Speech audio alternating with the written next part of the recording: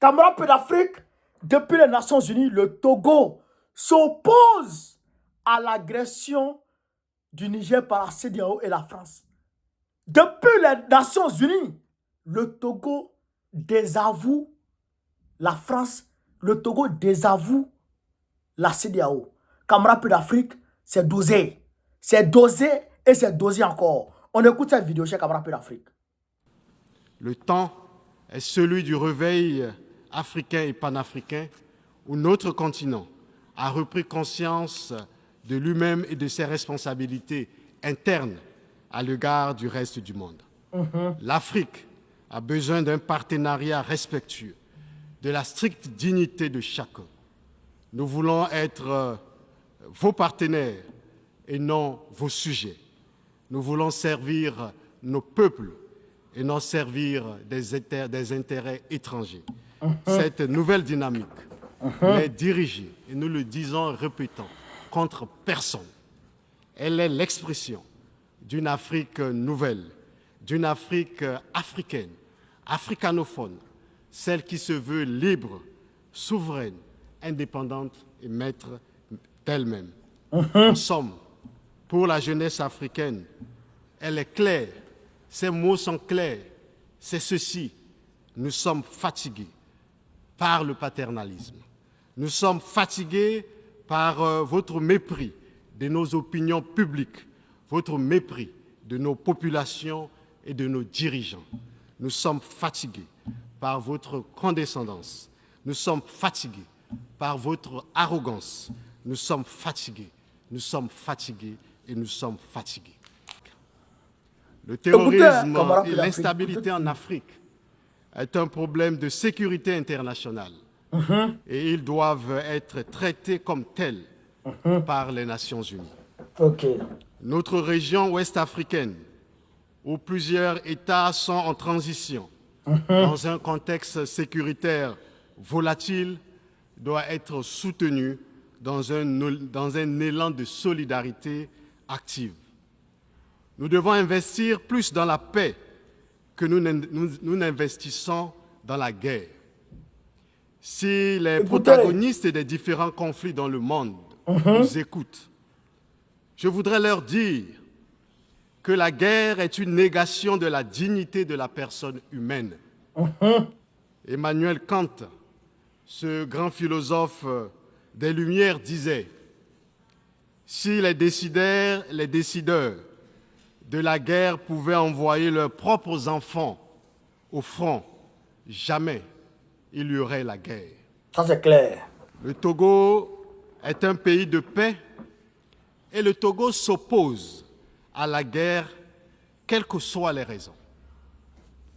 Depuis notre indépendance, le 27 avril 1960, jamais le Togo a fait la guerre à ses voisins. Jamais le Togo a agressé ses voisins ou un quelconque pays. Jamais le Togo a servi de base arrière pour une quelconque agression contre un pays frère. Le Togo est un pays de paix. La paix est dans l'ADN du peuple togolais.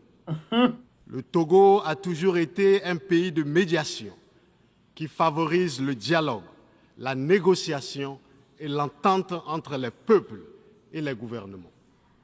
Le 6 janvier de cette année, 49 soldats ivoiriens ont été libérés grâce à la médiation du président de la République togolaise, le président Faure Issozimnia Gnassingbé, mettant fin à la tension entre les gouvernements de Côte d'Ivoire et du Mali.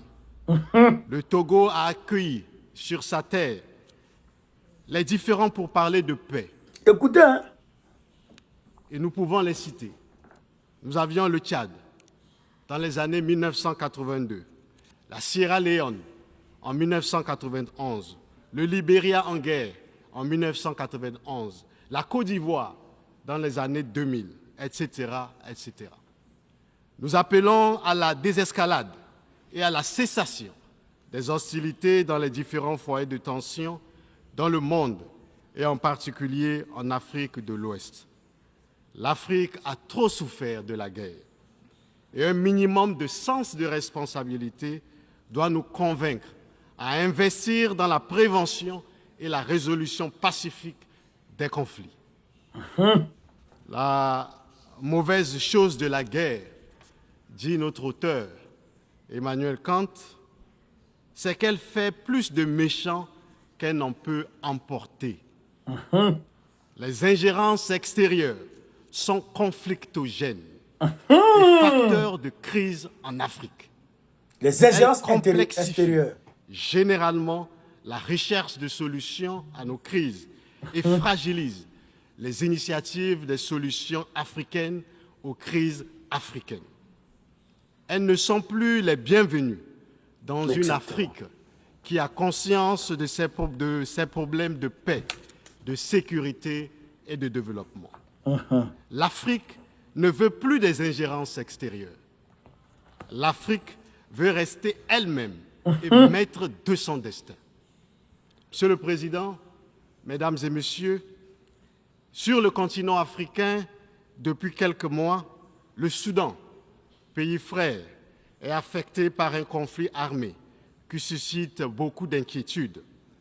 Conscient de l'importance de la paix et de la sécurité pour un développement durable et inclusif, le Togo, qui en a fait des axes principaux de sa politique de développement, a abrité, sous l'égide du président de la République, le président Faure Gnassingbé, en juillet 2023 à Lomé, un dialogue consultatif et de concertation entre les leaders politiques et militaires du Darfour en vue d'apporter sa contribution à la résolution de la crise ou du conflit soudanais.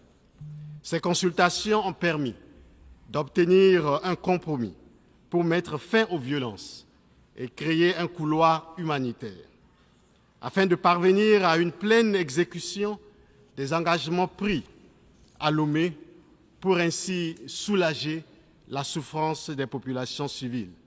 Nous exhortons les parties soudanaises au conflit à privilégier la voie du dialogue et la concertation pour un règlement rapide des différends dans l'intérêt supérieur du Soudan.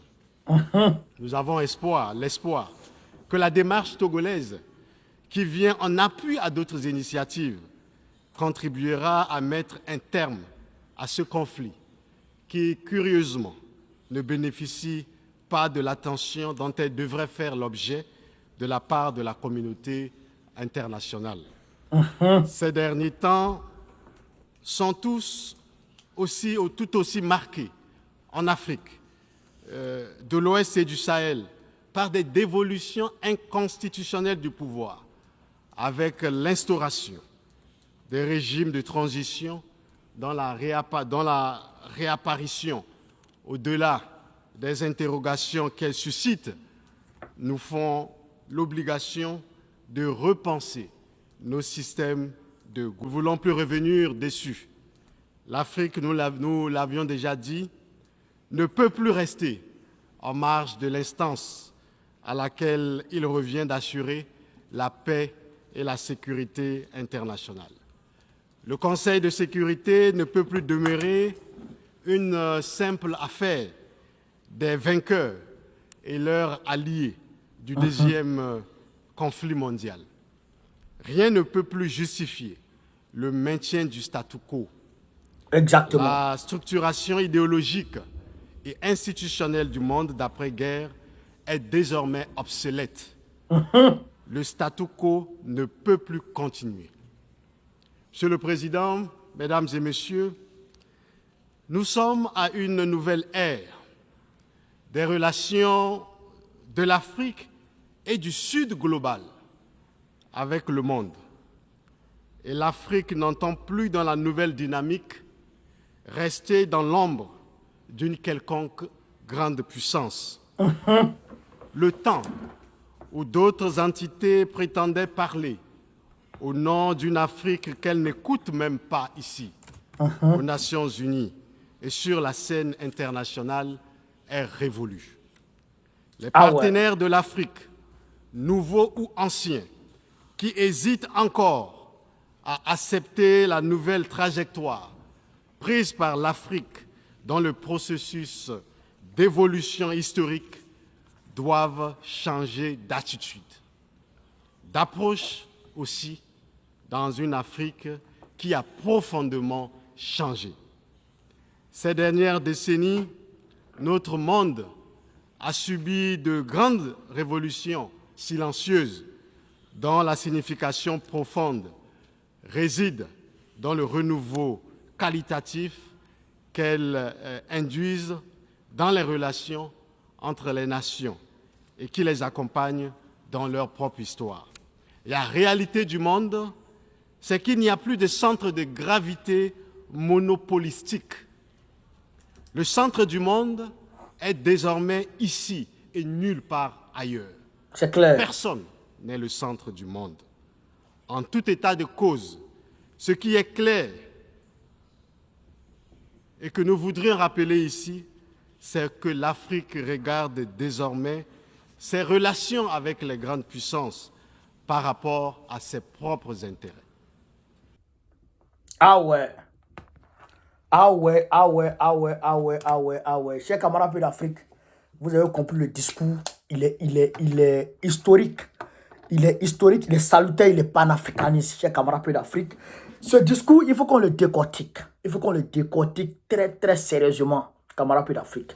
Dans un premier temps, il a parlé, j'ai voulu mettre ça au début, pour que vous compreniez de quoi il s'agit. Les Africains disent aujourd'hui qu'ils n'est plus d'accord avec les approches paternalistes, condescendantes, etc., etc., etc. L'Afrique, on est fatigué et on est fatigué. Il a dit ça de façon claire et nette. Maintenant, ce qui est intéressant, et ce qui m'a fait tiquer, et ce qui m'a fait, on va dire, faire cette vidéo d'ailleurs, c'est là où il dit, le Togo s'oppose à la guerre, quelles que soient les raisons. Et il continue, le Togo n'a jamais fait la guerre à ses voisins, pour paraphraser. Le Togo s'oppose à la guerre, quelles que soient les raisons. Le Togo n'a jamais agressé ses voisins. Et le Togo, il continue pour dire que le Togo est un pays de paix. Le Togo a toujours privilégié le dialogue. D'ailleurs, le Togo a fait des médiations, etc. Depuis la nuit des temps, le Togo est dans la médiation. Camarade peu d'Afrique. Quand il dit ça, à qui est-ce qu'il parle directement? Est-ce que le Niger n'est pas un pays voisin du Togo? Si. Et il ne s'arrête pas là. Il dit les ingérences extérieures sont conflictogènes. Elles ne sont plus les bienvenues en Afrique. Les ingérences extérieures. Là, il est en train de parler à la CEDEAO et à la France. Pour dire, nous là, nous on ne va pas agresser le Niger. Nous on n'est pas dans votre affaire d'agression du Niger. Et puis d'ailleurs, Macron, ton affaire, ton ingérence là, ça va créer par ici. Et il dit, il cite comment on appelle ça? Il fait une citation, il donne une citation et il donne l'auteur. L'auteur, j'ai oublié le nom. Il dit, si les commanditaires de conflits envoyaient leurs enfants au front, il n'aurait jamais eu de guerre.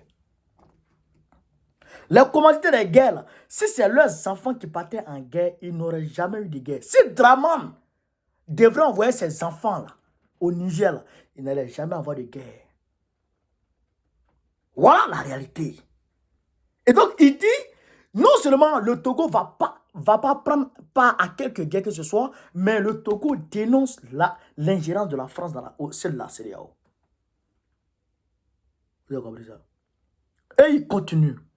Il dit, le Togo fait la médiation, et d'ailleurs le Togo s'intéresse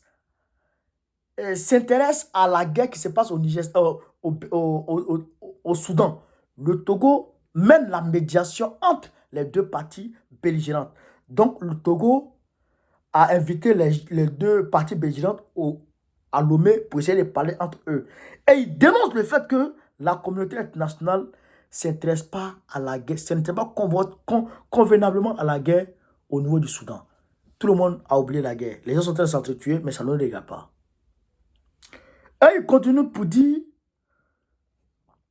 voilà, il dit que les gens parlent au nom de l'Afrique. Ça, c'est la France qui le fait. C'est la France qui le fait parce que la France était partenaire de plusieurs pays africains. La France parle pour les Africains alors qu'elle ne les écoute pas avant d'aller parler pour eux. Que lui dit ça, c'est fini et c'est terminé. Personne ne parlera plus pour les Africains. Et il continue. Il dit, voilà, il dit, le monde multipolaire. Là, il fait allusion au monde multipolaire en disant que le centre du monde n'est nulle part ailleurs qu'aux Nations Unies. C'est aux Nations Unies le centre du monde. C'est-à-dire que l'Afrique ne peut plus être sous la coupe de quelque puissance que ce soit. Personne n'a le droit de dicter ce qu'il veut à l'Afrique. Comme ce que Doumbouya a dit, l'Afrique n'est ni pro ceci, ni pro cela, ni pro ceci. Vous comprenez? Donc, il faut dire que lui et puis Doumbouya, ils abordent à peu près dans le même sens. Mais lui, ce qu'il n'avait pas dit, et il vient le dire ici de façon voilée. Donc, il fallait que je vienne décoder ça pour vous, chers camarades d'Afrique. Donc, vous avez compris. Donc, on peut dire que Dieu merci, aujourd'hui, le Togo est probablement avec nous. Et ça, depuis la démarche de Yassimé dans le conflit qui opposait concernant les 49 mercenaires, jusqu'en passant par la médiation avec, comment dirais-je, entre le Mali et puis la Côte d'Ivoire, et puis ses approches avec le Burkina Faso. Et ils ont mis en place une alliance panafricaine, oui, qui est née à Lomé même. Il y a le Mali, il y a le Burkina, il y a la Guinée, il y a la République africaine et il y a le Togo. C'est le Togo qui a mis ça en place. C'est une alliance panafricaniste. Les gens ne connaissent pas trop ça, mais nous on sait.